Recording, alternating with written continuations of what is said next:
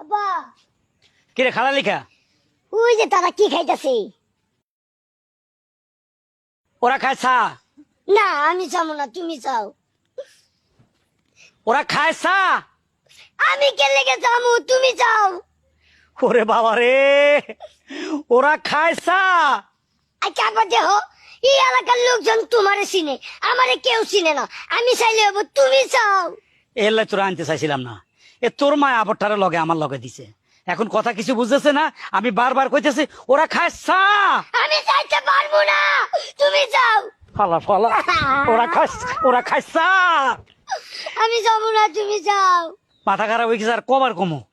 আরে বাবা রে, ওরা যেটা খাইতেছে ওটা চা। না আমি চাইতে না, তুমি যাও। কিরে তুমি যাও, আমি যাবো না।